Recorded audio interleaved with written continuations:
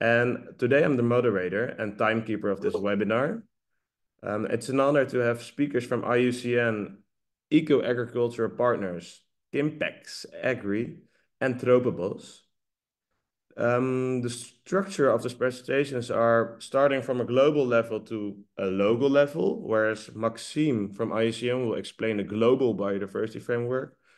Eco-Agriculture Partners will discuss it from a landscape level, and Kimpex and Agri and Tropobos will discuss it on a site level with case studies. The goal of the webinar is to enhance knowledge on the framework. If you're familiar with it, it's great. If not, it's also really not a problem. Questions to the speaker can be posted in the chat. One or two will be answered after the presentations. If there are any more questions, the presenter will be answering them in the chat, or you can email or contact the presenter. Some simple house rules, really important. Please mute your mic during the presentations. That's the most important part. And the second one is please rename yourself and include your organizations when asking questions during the Q&A. The webinar has been made possible by Ben Sonneveld from the Vrije Universiteit Amsterdam, reNature, IUCN NL, and the Enterprise Agency. And therefore, I would like to give the floor to Amarens. Amarens, you're muted. Okay, thank you. Thank you, Geert. Good morning to all. A very welcome on behalf of the Netherlands Enterprise Agency, RVO. My name is indeed Amarens Velpelaan, and I'm a project advisor at RVO. I work within the team of the SDGP projects, and today I'm very happy that two of them can present their best practices.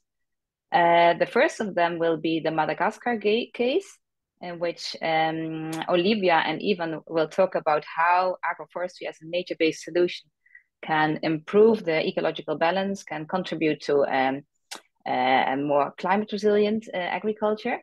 And secondly, we will have Ghana. This is my friends Kwame and Evelyn, and they will talk about strategies on how agroforestry can be more adopted and how the forest can also be better protected by, for example, local communities. So this is in short the webinar, and I think the next speaker for now is Maxime from IUCN. Thank you. Yes. I will give the floor to you. Yes. Thank you, Geert, Amarens. Welcome, everybody. Great to have you all here. Already 60 participants and still counting. So my name is Maxime IJsselin, senior expert in international biodiversity policies, and I work at IUCN Netherlands. I will share a keynote with you on the global biodiversity framework and its relevance for agriculture. And why is this so important? Well, because sustainable agriculture is of critical importance to bend the curve of biodiversity loss. At the same time, our biodiverse landscapes the foundation for healthy food systems. So the global biodiversity framework sets out the goals and targets that guide policymakers and everyone in society in how to achieve biodiverse landscapes where agriculture can thrive. And the SDGP projects contribute to the implementation of this framework. So IUCN has been involved in the CBD since its drafting and the whole development, and we provide technical and policy advice to the parties to the CBD and supporting the CBD Secretariat for the implementation of the convention. I've been engaged in the development of the Global Biodiversity Framework and also just came back from the COP16 in Cali, Colombia. I will now start my presentations. If you have any questions, please post them in the chat and I will answer them after my keynote. Next slide. So you might be asking COP16, COP29 is now happening in Baku. So there are many COPs, yes. And I will talk about the COP about biodiversity. There's also one about climate, which is happening now and ends tomorrow. And there's one on desertification, the UNCCD. And this one starts on 2 December. So this is called a super year for the UN because there are 3 COPs happening back to back, and they're building upon each other's outcomes. Just a short history on these 3 UN conventions. The 3 UN COPs all originate from the Rio Convention that took place in 1992 in Rio de Janeiro. And the Rio Summit was the first time that world leaders made an environmental declaration due to concerns of ecological loss threatening worldwide development. And the Rio Declaration consists of 27 principles intended to guide countries in future sustainable development. And the CBD COP was born out of the Rio Convention, launched a year after the summit, and it specifically focuses on biodiversity. It now has 196 parties, so every country except the US and the Holy See. And this means that governments of also of your country are part of the convention, and they have agreed on contributing to the global biodiversity targets and goals. Next slide. So the CBD has 3 main objectives. First is the conservation of biological diversity. And the second and the third one are of major importance also for agricultural projects, because farmers, they need to use the ecosystem service sustainably. And farms are also using genetic resources, for instance, through the seeds that they are using. And these are the 3 objectives of the CBD. And upon this, a lot of policy has been made. And all the 3 objectives of the convention are of equal importance. And it's a package, so it's a comprehensive framework convention.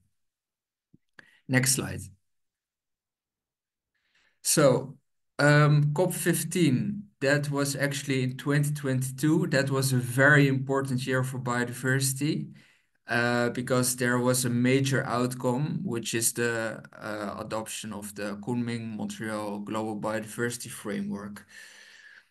This is a new long-term biodiversity plan, and it's a package deal consisting of 6 decisions, of which the most important one is the Global Biodiversity Framework with its 23 targets till 2030 and its 4 long-term goals till 2050. And it builds upon the Aichi biodiversity targets, which ended in 2020. And it's actually a global response, a policy response to the continued alarming loss of biodiversity and the threat that this poses to nature and human well-being. Next slide. So how does this global biodiversity framework relate to agriculture? Well, all the targets are important for agriculture and SDGP projects, but some are more relevant than others. Here you see the most relevant targets. These are summarized targets. It's target 7 about reduced pollution.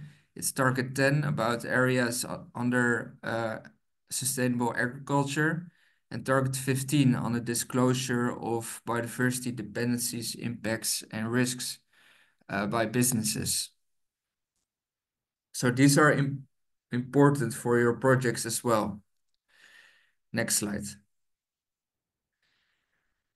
So we had COP15 in 2022. We just had COP16.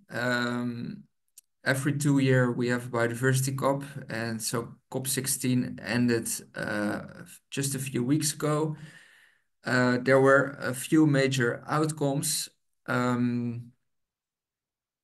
So 2 years after the launch of the GBF, this was the first time that parties came together and discussed the open-ended discussions, which still needs to be solved. It was the biggest COP of the CBD ever, with a record number of delegates of 23,000, of which 6,000 were businesses and 1,200 media. And this number of participants indicates for me that biodiversity is high on the political and business agenda. And besides, there were a lot of side events and launches of reports. There were also, of course, very important discussions by the parties. And the main outcomes were that there was launched the Kali Fund. And this is linked to benefit sharing from digital sequence information. And this is the first global fund for the private sector that can absorb contributions for the use of genetic material. So for instance, Bayer Monsanto will provide a payment because their business benefit from the use of genetic resources harvested in biodiverse countries to make seeds. And the Kali Funds disperses the funds to, for instance, indigenous peoples and local communities to manage biodiversity. And the company in return will get a certificate, which is their license to operate. Next, there's also more recognition for indigenous people and local communities, and the recognition of Afro descendants through the establishment of a new program of work, which further emphasizes their role in the global agenda, and their full participation is of vital importance to achieve success. We also welcome an agreement on ecological or biologically significant marine areas. This is very important to be able to develop marine protected areas and to build synergies with the High Seas Treaty. There was no real outcome on finance mobilization, which we regret, and also the monitoring framework has not been updated. But IUCN remains committed to support countries and other stakeholders to use the tools like the IUCN Red List and the IUCN Green List.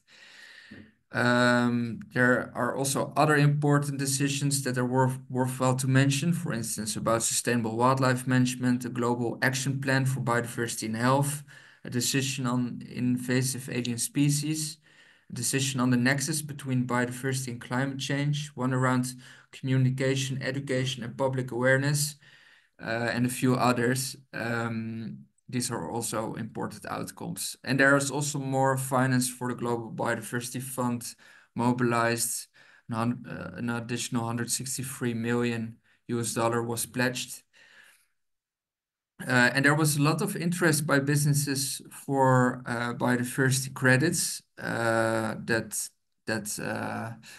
took my attention. And yeah, the launch of many initiatives like the Agri-NBCEP support initiative of the FAO to support countries in their NBCEPs for the agri-food sectors. Next slide.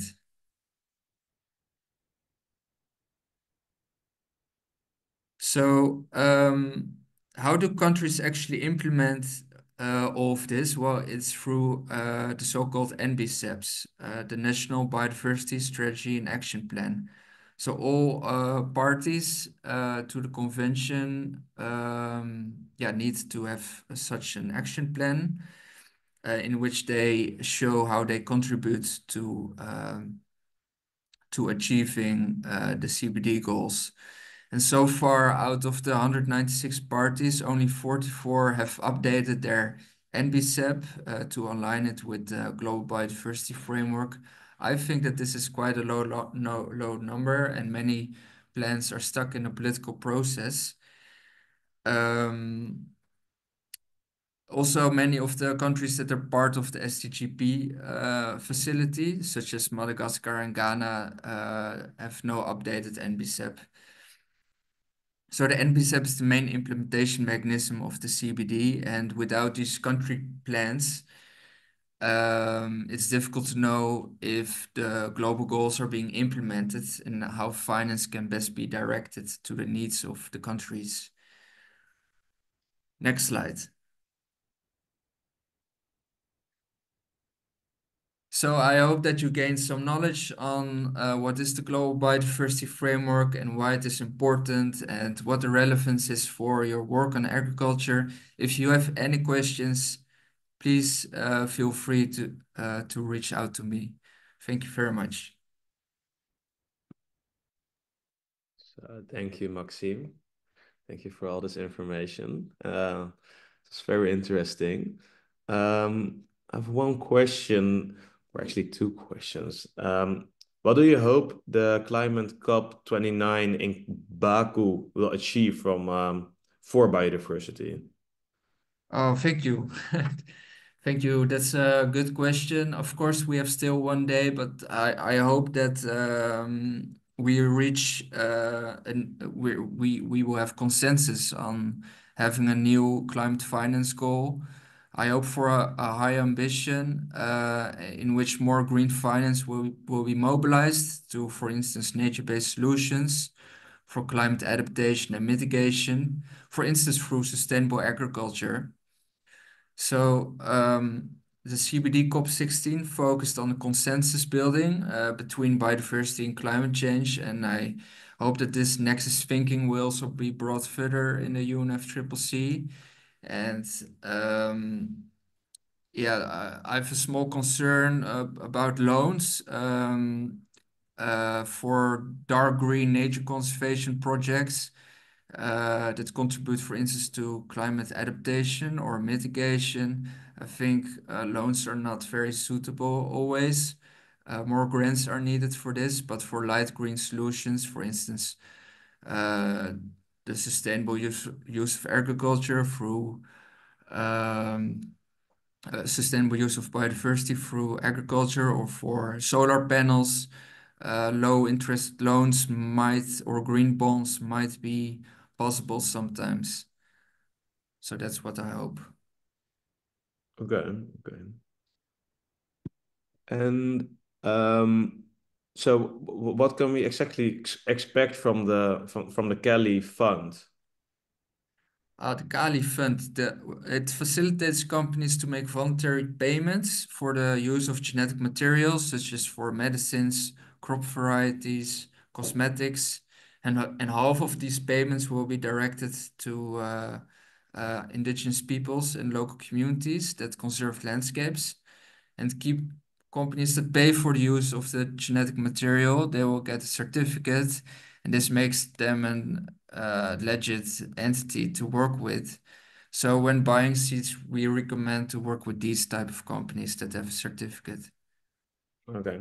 And I'm just curious about, for example, with the indigenous people, do you have like an example how that then works? Or it's not really clear yet? The modalities for that are not being discussed yet, but that will be done so probably next year. Okay. Yeah, thank you. Will it be part of the discussion? Yes. Okay. That's nice to hear. Are there any more questions for Maxime? If not, we can go on with we can go to the next speaker. That's the Eco Agriculture Partners. And they will highlight the role of integrated land management and the relation with biodiversity. It's a video, but because they could not attend, but luckily they were able to make a nice video, Sarah and Bemi Granados.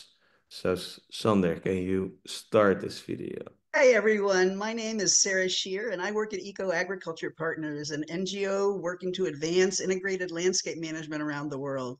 I've had the privilege of collaborating with partners in the Netherlands for more than 15 years, and it is so great to see how the landscape approach has expanded. It's an honor and a pleasure for us to be asked to contribute to the session. Let me introduce you now to my colleague, Baby Granados, who will give a brief introduction on integrated landscape management. Thanks and have a great session. Thank you, Sarah. Hi, everyone. My name is Baimi, and I'm the Director of Innovations in Landscape Management at Eco Agriculture Partners.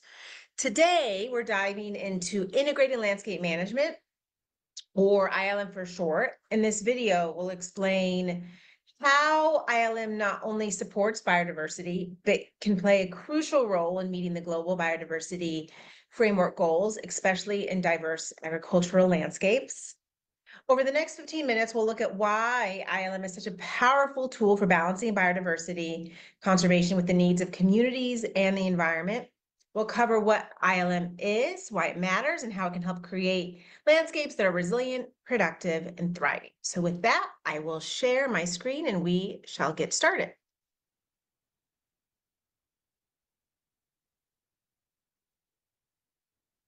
Bear with me while I do the technology part. Okay. Hope that you all can see this. Oh, one moment. One moment, just bear with me. Okay. Great. So let's keep going. Let me just move so you all can see this. Okay. Great. Hope that you all can see this. So ILM recognizes that the major global challenges we are confronting in the world today are all interconnected. Poverty, economies that are unsustainable, degradation of our ecosystems, and biodiversity, public health, the climate crisis. They're all coming to a head in complex, cascading ways and challenges. We must recognize that we will only solve them if we take an integrated approach, solutions that take a siloed approach in contrast, that focus on just one of these issues in a vacuum, they're not working. Something else that isn't working is designing solutions far away from local realities and contexts. We shouldn't have someone in an office hundreds of miles away developing plans for something and folks that where there's unique contextual challenges on the ground. They're disconnected from reality. We need to empower local people and landscapes and support them to drive their own solutions. Instead of focusing on individual sectors or projects that often take a siloed approach, ILM takes a holistic approach and brings all the stakeholders together to manage land and resources collaboratively. In multifunctional agricultural landscapes where farming, conservation, and development often collide, ILM offers a pathway to balance these competing needs. So, what is integrated landscape management? Let's dive a little deeper. Let's try to understand what this is. But before we give you a definition of it, let's break it down a bit, exploring the different concepts that make up this term, and we're going to go word by word. So what is management? What does it mean to manage something? I think we've all had experience with this. It has something to do with coordinating and organizing. It's a process of planning, implementing and evaluating activities to achieve a specific set of goals and objectives. You can manage an organization, a group of people, your home, a farm, an enterprise, or a territory. So let's pause and think a bit about the difference between working on something in an isolated way or an integrated way. There are different approaches to management, of course, but we are highlighting a couple of perspectives that are useful. These perspectives that are useful for us to differentiate between ILM, sort of a contrast, and what often the status quo does. So the first approach, the more isolated approach on the left side of the screen, is when you take a more narrow focus in your work. You're only paying attention to that specific area of work you're involved in. For example, if you're in the healthcare sector, you may focus on the part of the body or type of illness you're dedicated to. You may not be seen in exploring interconnections with other aspects and parts that can have an impact. We each have our own little lane or box that we stick to. It's like we're disconnected from everything else, just focusing in that area.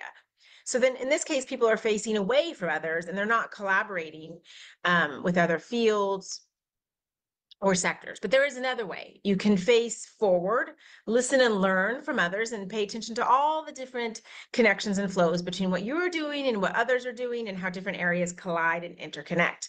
It's collaborating and finding the connections between what you and others are doing, exploring opportunities and building on these synergies.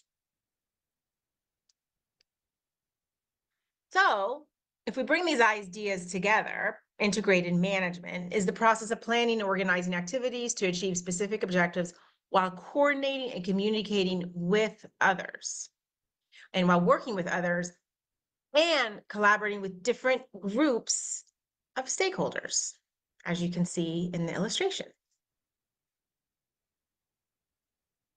So there's still an important element missing. Now that we've seen what integrated in management is, we need to understand and how integrated management is together. Now we need to understand what this would look like in the context of a landscape. But before that, we need to understand, what is a landscape? A landscape is truly multi-layered. It's based on an area, a place, so it has a geographical perspective with geographical limits in an area. In this area, you'll find natural ecosystems, but also you'll find human-modified ecosystems interacting and overlapping with each other. This area and ecosystems are influenced by many things: different ecological, climatic, historical, economic, political, socio-cultural activities and processes. These systems and processes interact with each other over time in this space.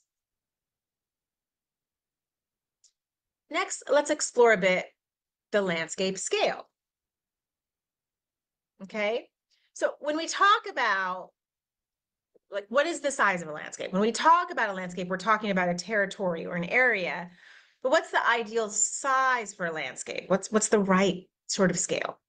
Well, it should be big enough to include different overlapping systems like environmental, economic, think of food systems, social and cultural ones, and generate benefits in all of these areas. But at the same time, it needs to be small enough to be managed by the people living there, realistically, using the land and feeling the impacts. So it can't be the national level or even subnational, but it also shouldn't be as small as a single farm or land user. Traditional land management or the conventional land management projects often work with one kind of partner and in one sector. But environmental processes like water flows, nutrient cycles, and wildlife movements, they don't stop at these social or cultural boundaries. So the size really depends on the stakeholders and what issues or opportunities they're focused on. An integrated landscape can range from around 100 square miles to thousands based on what's considered meaningful ecologically, socially, and politically by the people involved. So the most important factors to consider is that ideal scale is one that enables the management of social and environmental processes in an integrated manner, and it should be decided upon by the people in that landscape. So let's get back to how do you define a landscape? Like I said, it's complicated. It's not an easy question, and it's definitely not one you can answer on your own. Something you should figure out together in community with a group of people you're working with, you're collaborating with. The key is to think about what makes sense for each stakeholder. What do the boundaries mean to them? It really depends on the issues or opportunities they care about, so there's some subjectivity involved. It is a social construction. There are a few factors that can help define these boundaries, like natural features, like an ecosystem, watersheds, jurisdictional lines, existing areas such as protected regions, protected areas. There's the social, economic history of a place and cultural aspects to consider. The distribution of certain species, especially if it helps align the group and covers the necessary processes. Sometimes boundaries might be set around ecological factors. So for example, think of a watershed or multiple connected watersheds. Other times, they could be based on a specific issue or entry point that stakeholders want to address. For example, protecting a species at risk. There could be concerns about water management and or working on landscape restoration. And if it's also, keep in mind, it's okay to mix and match what these factors are based, of course, on the context. So in short, what is a landscape? It's a social, ecological system consisting of natural and human modified ecosystems influenced by distinct ecological, historical, economic, and social, cultural processes and activities. So now we've covered our bases. We can go back to our original question. What is integrated landscape management? And it brings together those three concepts we just talked about: integrated, landscape, and management. It's a method of working together towards sustainability and resilience through long-term collaboration between groups. ILM helps achieve resilient or sustainable landscapes or seascapes that can support ecological functions, safeguard native biodiversity, and sustain other critical environmental processes for years to come under changing conditions, stressors, and uncertainties. The landscape approach aims to move away from isolated, project-based land management to a system that considers the needs and concerns of all stakeholders groups. It encourages stakeholders to weigh competing demands, identify overlapping needs, and reduce trade-offs and capture synergies. ILM moves the focus from individual land uses and partners to this larger, more integrated landscape management approach. So I wanted to share an example. Here is an example of one of our ILM projects. It's funded by the Government of Canada. We are working with leaders from the Latin American Model Forest Network, including 15 model forests, on an integrated ILM capacity strengthening program that includes an over-year-long in-person and online training, development of a community of practice, and then applying what the landscape leaders are learning with or through supportive seed grants to apply what they've been learning together with mentorship. We are also developing special topics, learning materials based on special topics such as integrated fire management, gender, public policy, Indigenous partnerships, and conflict management. We are capturing and sharing our learnings from this project by working closely with a cohort of research fellows that are based in the Latin American Model Forest Network on research topics that are a priority for them. It's a very exciting project. So how does all of this come together in multifunctional agricultural landscapes? Well, agriculture is one of the biggest drivers of biodiversity loss. It also holds great potential for recovery and being a part of the solution. Through ILM, farmers and communities can collaborate to adopt nature-positive practices in key areas like reforestation efforts to prevent land degradation. In landscapes where farming and forest conservation need to coexist, ILM helps manage land in ways that creates biodiversity corridors, support natural pollination, and reduce the negative impacts of monoculture farming. At the same time, ILM promotes sustainable livelihoods for farmers by encouraging practices like agroecology, agroforestry, regenerative ag, and crop diversification. These approaches not only restore biodiversity, but also improve soil health and increase resilience to climate change. Why does this matter for biodiversity, conservation, and finance? When there's strong governance based on alignment, collaboration, and trust, we see more effective and consistent actions on the ground. This reduces duplication, contradictions, and inefficiencies while creating better coordination and synergies. In the long run, this means greater efficiency and lower risk and innovative solutions. As we've seen, ILM is not just about technical solutions. It's also about social inclusion and giving voice to folks in the landscape, in the communities. Bringing diverse groups to the table, farmers, Indigenous peoples, youth groups, local governments, NGOs, it helps ensure that everyone has voice and benefits from sustainable landscape management.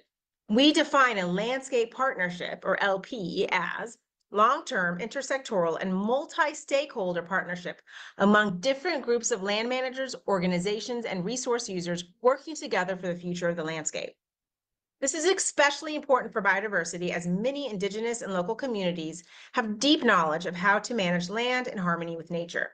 Their involvement is critical in achieving the goals of the Global Biodiversity Framework. So I'm going to show a short explainer video of ILM in a nutshell. Let me just get the technology going here. 1 second.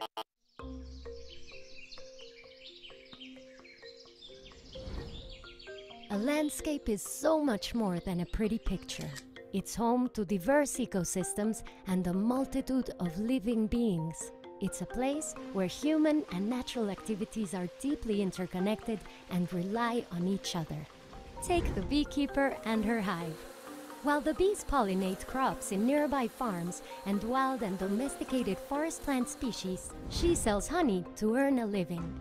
A new cafe, launched with a local bank loan, serves her honey along with local fish, meat, and produce. However, this region hasn't always been so environmentally or economically sustainable. Farms once polluted nearby streams with pesticides and fertilizers. Businesses extracted crops and natural resources without regard to deforestation and soil degradation. Marine life populations plummeted as unregulated industrial fishing over-harvested the waters, forcing many small-scale fishers to exit the fishing business. But then, a few community leaders joined together to plan for a more sustainable and prosperous future. They started using integrated landscape management, an approach that takes a wider view of an area. It helps people there pursue their own activities while developing a shared vision to grow their economy, protect species, and restore ecosystems. When the community realizes all of the connections between their health and prosperity and the fortune of native forests and grasslands, they are driven to protect the wild spaces. This approach allows natural resources to recover while providing new sources of income, food, and water security for the local population. It also helps native vegetation take root as soils and ecosystems recover, slowing and helping communities adapt to climate change. This balanced and sustainable relationship with nature benefits residents, wildlife, the surrounding landscape, and businesses. Their work offered a real opportunity to reduce poverty, address climate change, and slow biodiversity loss. With ILM, we can reimagine our relationship with nature so that people and the planet thrive. So thank you for that. I'm glad we could share that video with you. To wrap up, by using a landscape approach, we can create landscapes that are more resilient, productive, and biodiverse. These tools help us balance agricultural needs with conservation goals, unlocking new opportunities for sustainable development and ensuring that both people and nature thrive. So thank you very much for inviting us. Thank you very much for your time together with us today, and hope that the rest of your session goes well.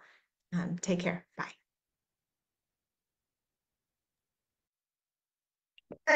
Okay. Oh, okay. Thank you, Sarah and Bemi. As you see in the chat, if you have any questions, you can send them to Bemi directly. The slides will also be shared after this presentation, after this webinar.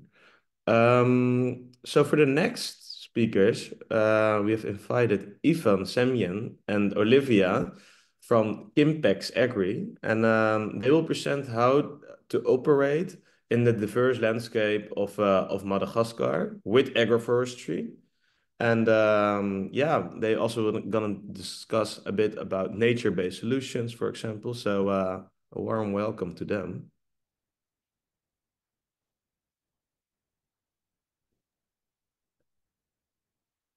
Ivan? Okay, yes, I can. Can I start? Okay, hello everyone. Thank you for the invitation. So I will present you a bit our project, which consists in supporting smallholder living around protected area in Madagascar to develop agroforestry systems. Next, please. So I will briefly introduce you to the context of Madagascar and project purpose and partnership. Then Olivia will dive into the agroforestry concept and give you an overview of our activities and achievements we've made so far. Afterward, we will conclude by presenting you a few best practices and challenges. Next, please. So Madagascar is the fourth largest island in the world. It has been isolated during more than 80 million years from the mainland and it led to a unique biodiversity hotspot with over 80% of its species endemic. So this biodiversity is unfortunately in danger because of the economic and social context. Madagascar population faces severe poverty, with more than 80% of the people living below the international poverty line. So the lack of economic opportunities led the population to cut down the last forest to meet their needs for firewood, construction, and agricultural expansion. So we have one of the highest deforestation rate in the world, with 200,000 hectares of forest loss per year. And we lost more than 1 million hectares in the 10 past years. So the impact of the biodiversity and forest loss have also economic and social consequences, because according to the Global Futures report made by WWF, Madagascar is said to be the country hardest hit by climate change, with an estimated loss of 4.2% of this GDP by 2050. So Madagascar ratified the CBD, and in this framework, they adopt the National and Biodiversity and Action Plan from 2015 to 2025. And the goal of this national strategy are aligned with the global biodiversity framework. Okay, next, please. So our project here is to support 4,000 smallholder farmers in developing agroforestry systems across 2,600 hectares surrounding 2 major protected forest areas that are on the map on the right, so in part more on the north and the center south part of Madagascar. So in order to achieve these objectives, we work in the consortium. So Kimpex is a company based in Fianarantsoa, in the center of Madagascar, and we produce quinine, which is an extract from cinchona bark. So Kimpex Agri SRL, our agricultural branch, is developing the cinchona plantations in partnership with contracted smallholders. We work with Catholic Relief Service, an NGO with expertise in agroforestry, and they support us in designing the agroforestry model, but also to improve the organizational capacity of the farmers through cooperative support. We also work with the public administration, with the Ministry of Environment and Sustainable Development, through its regional forest departments, that ensure that our activities comply with the environmental regulations and national strategy. And they're also supporting us to ensure that the stakeholders of the project are effectively involved. So now I will let Olivia speak to present you in more details the concept of the project and our activities. Thank you. Thank you, Ivan. Can we go to the next slide, please? I'm Olivia Rasoul-Mampian. I'm the project manager of this SDGP activity in partnership with Kimpex. I'm with Catholic Relief Services, which is an international NGO with a presence of 62 years here in Madagascar. As you can see in this slide, it's a model of the agroforestry that we are promoting within this project. So we have multiple layers that integrate food and cash crop trees with shrubs. And the goal is to support a diversified livelihood for the farmers, but also to enhance the biodiversity protection. And also it serves as habitats for species. So in this picture, we have multiple layers, and like we do have native trees that serves for the biodiversity component. And the overall goal is also to improve the soil conservation and management. And with the diversification, it will help with farmers increase livelihoods. And this agroforestry model is also aimed on promoting a sustainable agriculture practices, which is a main goal for the National Biodiversity Action Plan that Yvonne just mentioned. Next, please.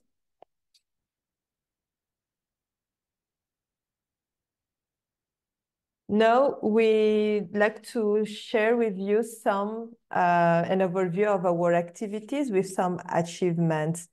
So far, the project have established 25 nurseries, and we have produced around 1.4 million seedlings. And we do have two types of nurseries. We have a cinchona-based nurseries where you can find only cinchona, but also a mixed nurseries with cash crop trees, and we do have fruit trees and also native trees. And those, the farmers, they provide themselves with the trees from those nurseries. This is to ensure that they have a good quality of trees, but also that they have access to enough quantity. Next slide.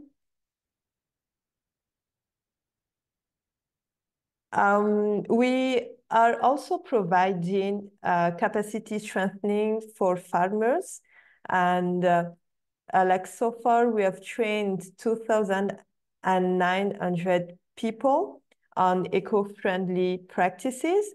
In this slides, you can see two pictures of training on organic fertilization that was provided by our field staff, but also trainings like, for example, on contour planting, because most areas have steep slopes. So those are among the trainings that have been conducted with the farmers. Next slide, please.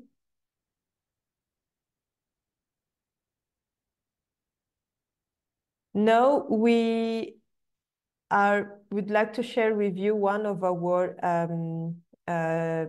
big activities, which is biodiversity assessment. So we are helping the communities to protect forest fragments, and in doing so, we are conducting a biodiversity assessment to look at the baseline of species that are in those forest fragments, but also within agricultural landscape.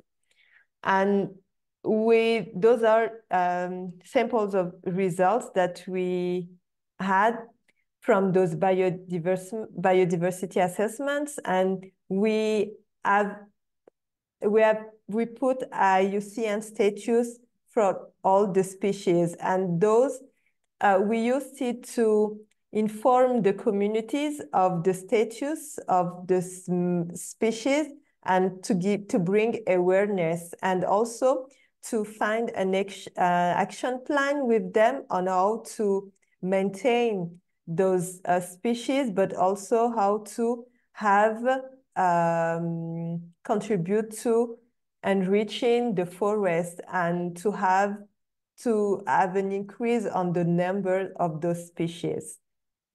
Now we are going to move forward with the final activities.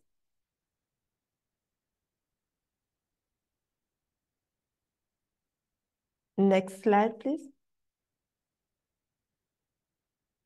So here there are examples of sales contracts that we are providing the farmers. We have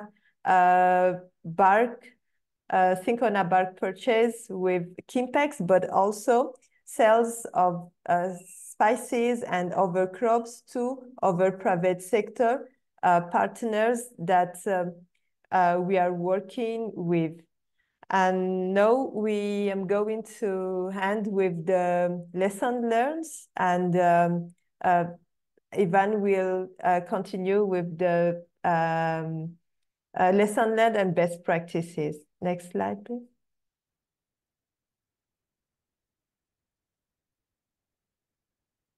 So we are going to share with you 4 lesson learned best practices, and it's around the agroforestry system, having a diversified agroforestry system. This serves as a climate adaptation approach, but it have also helped the farmers to be resilient. And we've seen that after several cyclones, because with the system, the farmers can rely on multiple crash crops, but also the private sector engagement. So this had put more interest from the farmers, because they were able to sell their products, but also with the long-term partnership with the private sector. And also we are using a lot GIS and remote sensing to monitor the forest fragments by seeing fire alerts and also tree cover loss. And we are sharing those data with our communities so that they can monitor what is happening around their plots and also the forest fragment that they are protecting. And also we did a lot on strengthening capacity for lead farmers, the communities and youth, because after the project, those will serve as extensions for the community. And they are even providing training beyond the areas where the project is intervening. Now I'll hand it over to Ivan to continue with the challenges. Thank you, Olivia. I will conclude by mentioning a few challenges for promoting and developing agroforestry systems. So first, the poor infrastructure is a main constraint in the projects, because it's affecting the extension service and the interventions.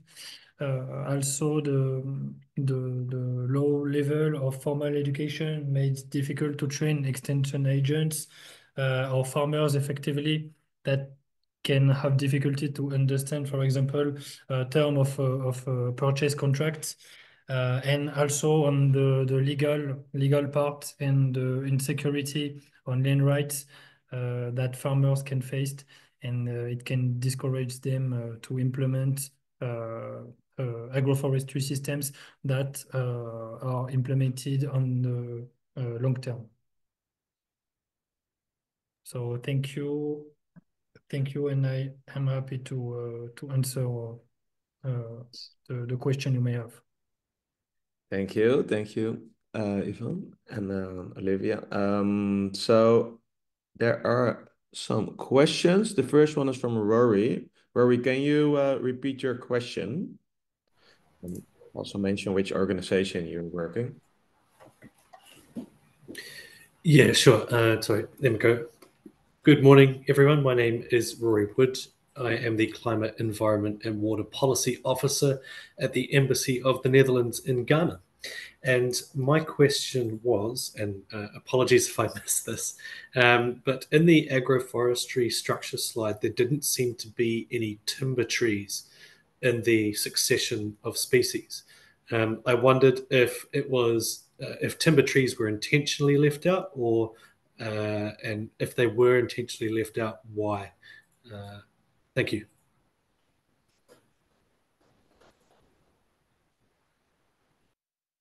Olivia, do you want to?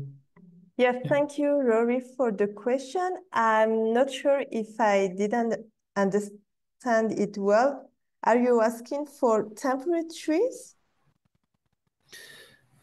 I think it was on slide number 2 or slide Yes. number 3. It showed the succession of agroforestry species within your system. But I noticed that, or at least I may have missed it, there weren't any timber trees. So, for example, teak or pine or something of that nature that the farmers can grow and have sort of a long-term investment in that sense.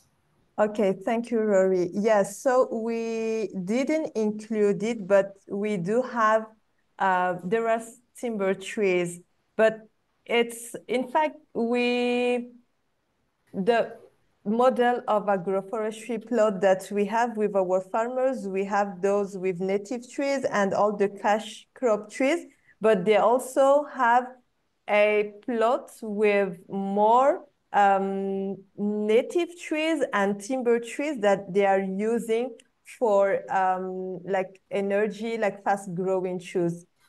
So we do have that, but we didn't present it in this picture. So thank you for the comment. We will include that for next time. Thank you for the clarification. Much appreciated.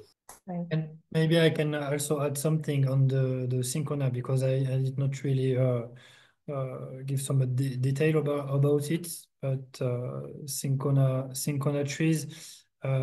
So at Kimpex we buy the bark as the product, but it can be quite a big tree of almost 8 to 10 meters when it reach maturity, and then the wood it's can be used by the farmers.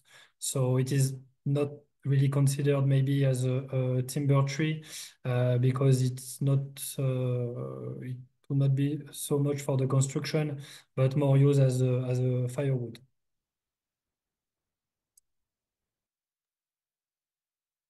Thank you, Ivan. We have actually 1 minute left. Maybe there's one short question which you can answer, Olivia or Ivan, and that's about the funding. So, how is this project funded? And can you tell us, like, in 30 seconds about that? Yeah, no problem. So it's a 6-year project, started in 2020 until 2026. And the total budget of the project is 2.3 million euro with 50% contribution from the SDGP facility, and the other are leverage from private sector. So basically, it's our own fund. Okay, thank you. All other questions can be answered through their email. Maybe you can share your email address in the chat, Ivan and Olivia, and then we will go on to the next presenter. That's Kwame and Evelyn, and they will present the exploration of sustainable cacao farming in Ghana and the role of community groups. Thank So you. up the mic for them. Yeah, hello. Thank you. Yeah, so good morning, good afternoon, everyone, and thank you for being here today. My name is Kwame from Fonseche. I work for Trophimos Ghana, and I'm honored to be presenting alongside Evelyn Nato. She also works for Meridian.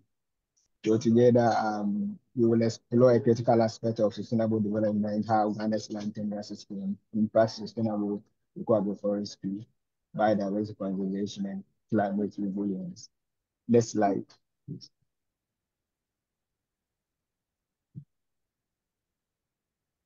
Yeah, so the presentation will take the following overview.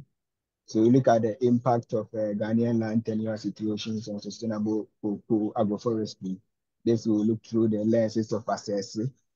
And also, we also look at the roles that community resource management committees in forest conservation and biodiversity play. So with this said, I will leave the the rest to Evelyn to continue. Next slide. Thank you.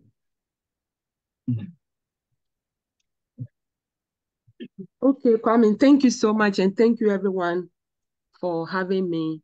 The National Biodiversity Strategy and Action Plan for Ghana has 20 targets. It's yet to be updated though, but our presentation is focusing on the 7th target, which is the sustainable management of areas under agriculture, aquaculture, forests, and the like. Like Kwame just mentioned, the first side of our overview is talking about land tenure arrangements and its impact on agroforestry in Ghana, and that is the side that I'll be handling, while my colleague Kwame takes care of what his organization is doing as far as the management of forests are also concerned. So my side of the presentation is divided into 3. I'm looking at the background to land tenure systems in Ghana, the impact that is having on agroforestry in Ghana, especially within the cocoa sector.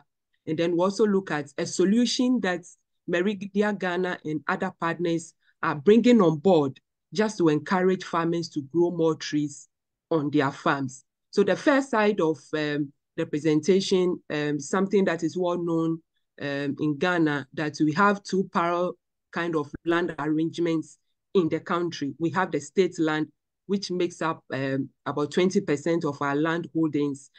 This kind of holdings are more formalized, they are more structured, and they are legally owned by individuals and businesses and the states. And then we also have this 80% that is under customary tenure arrangements. And this is where we have a lot of the agroforestry stuff going on. This 80% is governed by local chiefs, by local families, by clans, under customary structures. And these kind of customary structures are enshrined in our local beliefs and cultures, so that all around the country, we have diverse cultures, diverse local beliefs. And these kind of things seem to now determine what kind of agroforestry is going on in what part of the country. To put it in the right perspective, our systems and our local systems and cultures have defined the kind of interest that farmers have in land. And so depending on where you find yourself in the country, you are either able to practice effective agroforestry or not, because a certain kind of cultural beliefs is determining what you are doing, vis-a-vis where your colleague farmer could be doing his or her farming. And that is what has impacted on agroforestry in Ghana.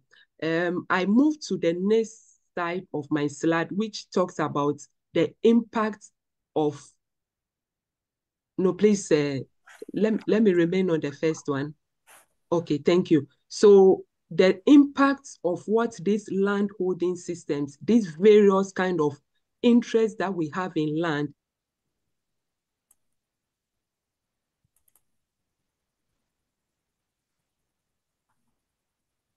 the kind of interest. The first one I have on the slide has to do with who you are as a farmer, so that if you are a migrant farmer in a particular area, you are likely to have this kind of, or this level of insecurity in the land. The level of interest that you are afforded as a migrant farmer is such that you might be afraid to invest more into agroforestry practices because you might lose the land any moment, vis-a-vis if you are a native farmer. And even if you are a native of your own land, we have a number of cultural areas or traditional areas where even the natives are being given only usufructory interest, so that whenever there is the need for the land to be used for other things like urban expansion, mining, and other things, even though this farmer is a native, he still doesn't have the level of long-term interest in that land to be able to invest more into agroforestry. We also have the situation where in certain parts of the country, women do not really have so much security. This is cultural and this is our system. So that a very hardworking woman who wants to practice a lot of agroforestry might be afraid, though she's a native, she's working on a family land, but she knows that in the near future she could lose that land. And because of that, the level of investment that she should even do in that kind of land might be affected. We also have a situation where you could have people that are just caretakers of these farms. Because he is not the main landowner, he's interested in a lot of agroforestry practices, but the decision must come from the main landowner. And so just being a caretaker, even though he's been on the land for decades, his hands are tied and he's not able to do a lot of agroforestry, or he's not able to practice the kind of agroforestry that our national strategy plans demands from him. Then we also have on the slide where you are in the country. So this is a farmer whose land is found in an area where the traditional authorities have given leases. We have some in certain parts of the country. So this farmer feels that, okay, once I have, let's say, 40 years or 50 years to work on this land, fine, I can practice a level of agroforestry. But we have a larger size of farmers in certain areas where you cannot get this kind of leases. You get other lesser kind of interests, which always determine the level of confidence you have in practicing effective agroforestry. Then we also have how you came to acquire the land. There are a lot of farmers in Ghana that we classify as Ebunu farmers. Ebunu means sharecrop. So that these farmers are working and practicing a certain level of agroforestry. But that kind of interest is tied to the fact that the moment the cocoa trees are off the land, you lose your interest in the land. And so how you came to acquire the land, for that matter, also determines whether you'll be confident enough to practice agroforestry. It is also known that our timber trees in Ghana are owned by governments. So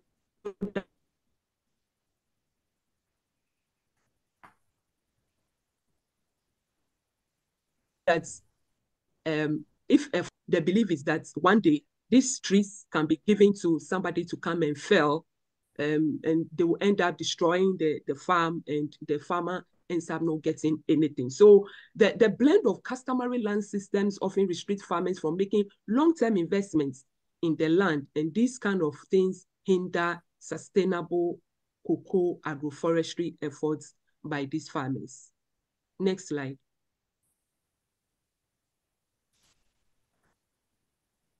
Okay, so in the midst of all these complexities, in the midst of all these kind of things, Meridia, together with other project partners, are implementing what we call the Asase projects. This project is being funded by RVO. So we have ETG Beyond Beans, we have Chopping Boards on board. That's where my colleague Kwame is coming from. We are collaborating with the Ministry of Lands and Natural Resources to make sure that these 7 targets on our national biodiversity strategy can be achieved to some extent. Next slide, please. So I speak on one component of this project, and my colleague Kwame will continue with the rest. This is the side where Meridia Ghana is managing. And it has to do with making sure that about 3,000 farmers are able to get documents that secure their interest in the kind of land they are working on. So that if their security on the land is secured, they can be able to go on and practice effective agroforestry. And it cuts across 3 political regions, but about 5 cocoa districts, and cutting across 7 paramountcies. As we talk now, if each paramountcy has different kind of beliefs and structures, working within 7 paramountcies is a lot of work. But thanks to the collaboration we are receiving and the cooperation from certain traditional areas in this country that are supporting to ensure that irrespective of what their beliefs are, what their cultural norms are, these farmers are able to get documents that will secure whatever kind of interest they have in the land so that they can continue to practice agroforestry. And as you see on the slide, we have this component of the product that is called the Asasi tree seal. Tree seal aims to secure trees grown by farmers. And we make sure that if the farmer gets the tree seedling to plant on the farm, and the farmer nurtures these tree seedlings to maturity, the tree seedlings are registered in the name of the farmer. Meridia takes the geo coordinates of these trees.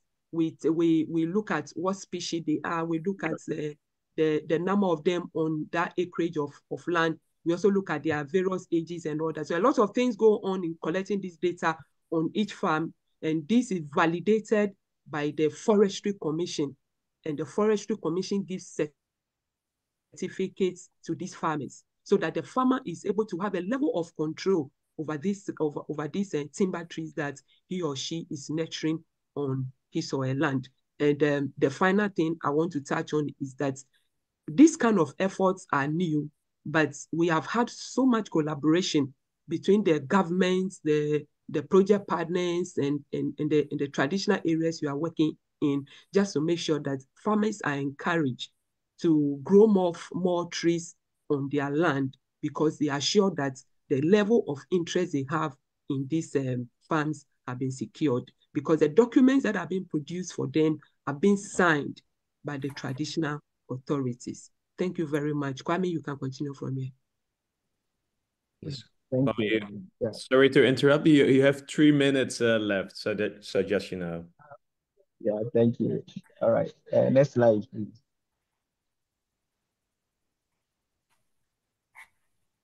Yeah. So with as I rightly said, so we are looking at the lenses of Asasi project.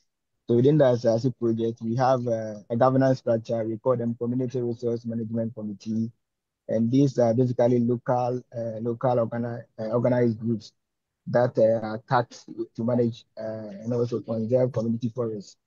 So basically, with this group, they have some roles that we expect them to play, especially when we talk about the CRMCs. They are expected to implement community-driven initiatives such as reforestation, enrichment planting, and also preserve the biodiversity. Among other things, they're also expected to create some awareness about the importance of biodiversity among the local populations within which they find themselves. Also, the CRMCs are also expected to be doing some patrolling within the patches of forest that they are managing, because at times there are some kind of illegal activities that goes on, so they are expected to do. When implementing these things, there are a couple of challenges that they are hammered with. So among these things, the what prominent come up is the insufficient financial resource. Because of the lack of financial support, they are not able to patrol as further as they are supposed to. And also there are complaints that they don't have enough tools and equipment for effective management. So these are some of the things that drove them back. Next slide, please. Yeah, so in terms of linking the land tenure with community-based management, there are certain things that we can take into consideration. So the first one is interdependence of land tenure and conservation. So here, what we can say is that when communities have clear rights to land, it fosters a sense of ownership and accountability, and this enables them to manage natural resources effectively. So, for example, in a cocoa farming, secure tenure allows farmers to invest sustainably practices. And I believe that this, such as the agroforestry and also biodiversity farming systems, without fear of losing their land. So these are also some things that we can look at too. And the next point is about stakeholder collaboration. So here, collaboration between governments and traditional authorities, as well as NGOs and local communities, kind of strengthens conservation initiatives. And I believe that by working together, stakeholders can pool resources or share expertise and then address challenges that we all know about: deforestation, land degradation, ecosystem losses. Then the other one is about enhancing biodiversity and climate resilience. So here, what we are saying is that when communities feel secure in their land tenure, they are most likely to adopt the practices that enhances biodiversity, such as the forest restoration and protection of wild habitats. And I believe that this intent will build resilience to climate impacts like droughts and floods that ensuring both environmental and economic sustainability. Next slide.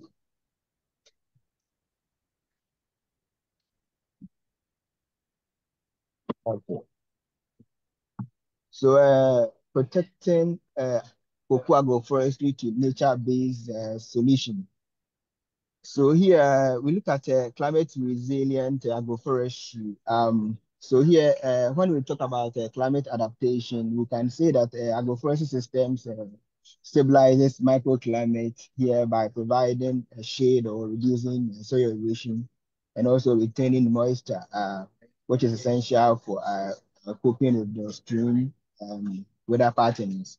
And then also in the sense of climate mitigation, the trees in an agroforestry systems acts as a kind of a carbon sink, capturing and storing carbon dioxide from atmosphere, also contributing to global climate goals. And also when we look at the biodiversity and ecosystem services, with regards to the CRMCs, they protect the habitats that supports critical ecosystem services such as nutrient cycling and other pollination and other things. Also, these committees ensures that agricultural landscapes coexist with biodiversity maintenance and the balance needed for sustainable agriculture. Then the other one is more about the community-led management. So we can talk about the land tenure. So when communities have the secure rights to land tenure, they are most likely to invest in terms of the conservation and sustainable practices.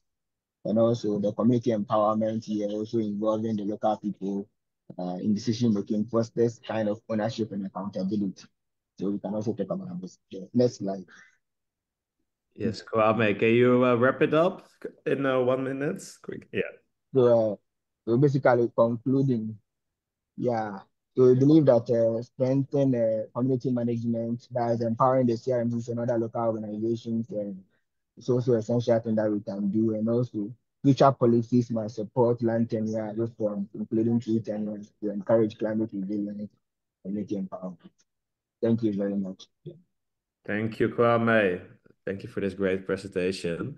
There's one, or there are two questions, or I now see that there are three questions even. The first one is from Samuel. Samuel, can you open up your mic?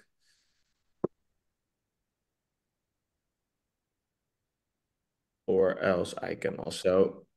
Hi everyone. Yeah, I was just wondering. First of all, thanks for the good presentations, which are informative. I was just wondering, in Ghana or West Africa, do you have kind of a study report which clearly shows the linkage of agroforestry enhancing climate resilience of smallholder farms? I would be interested in getting in touch with that report and reading through. Thank you.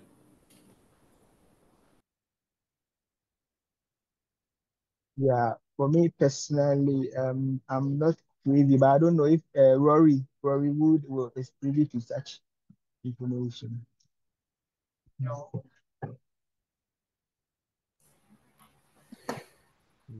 Hi there, Kwame. Sorry, Samuel, I missed the first part of the question. Could you please repeat it?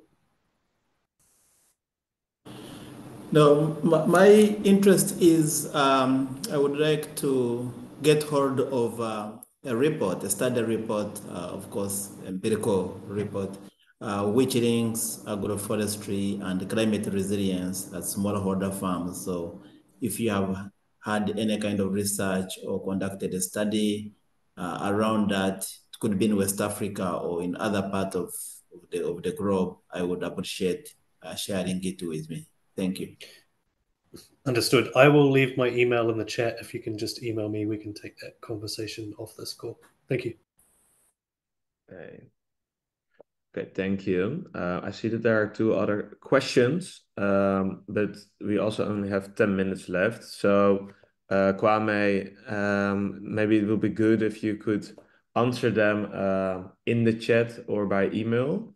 And then we will now go to the general overall overarching questions that are quite important to also get back to the fact like what this biodiversity framework is actually what is the necessity of this framework. So the first question is, maybe I can question it to Kwame. So how do the projects specifically contribute to increased biodiversity levels in your region?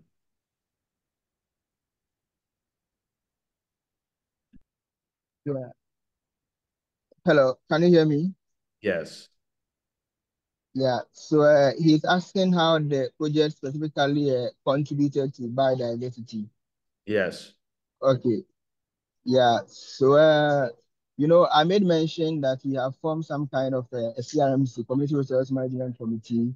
So by virtue of their work conserving forest patches, they are protecting the forest that is already there. And we know that the forest has both plants and animals, which are also living in those natural habitats. And I believe that by so doing, we are also encouraging the conservation. So for now, I will stick to this. Thank you very much. Okay, thank you. And maybe Kimpex, can you also answer that question? Okay. Olivia, could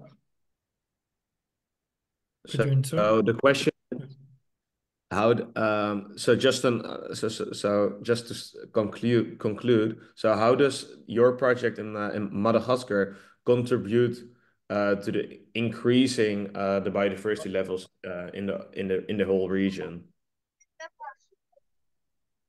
Yeah, I don't know, Olivia, can Yes. Yeah, Thank you, Ivan. Thank you for the question. Yeah, so as Ivan shared in the slide that the biodiversity in Madagascar is really on threat.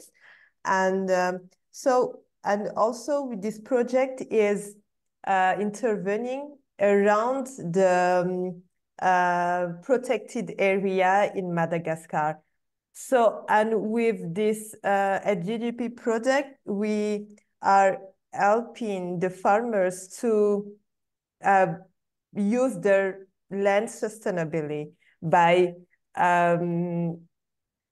helping with the agroforestry system, but also by providing other support. And those reduce the pressure on the biodiversity by avoiding people cutting extra forests and maintaining also what is remaining.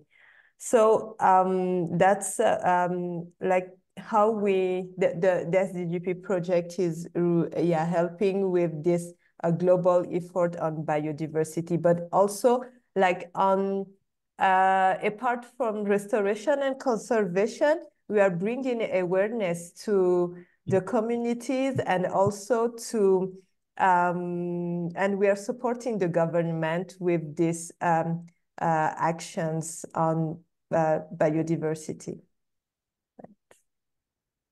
Okay, thank you. And how does that management strategies look like to have the productivity on the plots, how to keep them high, but also how do you cover that with good management strategies on a more higher level? Can you tell me a bit more about that? Yes, so there is this increase on productivity, that's one part, but also planting native trees, because those are the habitat for the biodiversity. And we also have like support from the government on like helping on helping our communities to manage the forest fragment. Because here in Madagascar, all the land belongs and the forest to the government.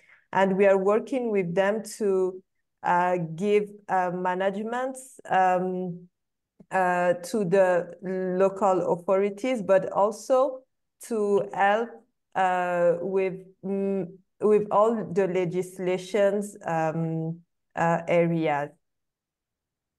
Okay, so it's on the government level, but also more on a middle level, and then also with the farmers. Okay. Farmers. Yeah, maybe I will add also something with the perspective of a private sector and as a company, because I think our added value is also to propose a long-term contract and a fixed price for the farmers, because most of the value chain in Madagascar, for example, the vanilla, the cloves and cinnamon, yeah, the market are not regulated. They have a very instability on the price they can get. So on the Synchrona value chain, what we do is that since the moment we saw that the trees are effectively planted, then we make the smallholders sign the contract, so they can have a visibility on what they can expect in terms of price and production. And at, let's say, a management level, now we have almost more than 2,000 direct contracted smallholders, and the cooperatives come in addition. So it's let's say a policy to also share in a fair way the benefits they can get from the biodiversity conservation and the implementation of their systems. Thank you. Thank you for this elaborated answer, Ivan. Then the last question for Maxime. To wrap it up, how do you see these projects contribute to the global biodiversity framework? And what can be improved, in your opinion? Well, I think that these projects play a critical role for the implementation of the global biodiversity framework, because they are all about the sustainable use of biodiversity. And it's what I like about these projects is that it's not done by state actors. So it's not government done by the government, but it's done by mostly by the private sector. And this is really important to have a whole of society approach, because the problem of biodiversity loss is so huge that governments cannot do it alone. Everybody is needed. So that's what I really like. Okay. And furthermore, to improve, yeah, maybe engage with the government to see if they can play a role in updating the NBCEP, emphasizing the need for agroforestry. Okay. Thank you. Thank you. So it's almost 12 o'clock. I want to thank you all for your attention and all the questions, great questions. If the questions are not answered yet, hopefully the presenters can get into contact with you, or you can send them an email. The slides in the recording will be shared afterwards. And now we have a poll that I will ask you to fill in. Hopefully everybody sees it right now. Yeah, the next webinar will be announced on our channels from IUCN, reNature, and we will also soon send an invitation to register for it. So thank you all for your contribution, and especially Sander for his coordination and the technique on the backside.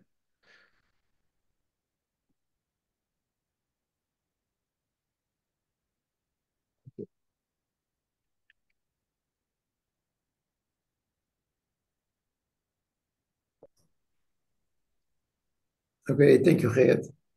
Bye-bye. Yes, thank you. Bye-bye. Bye-bye. Thank you, everyone. Thank you. Thank you, everybody. Thank you. Bye-bye.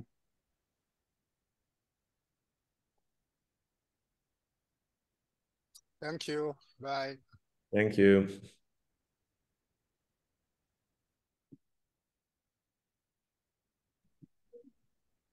Thank you, everyone.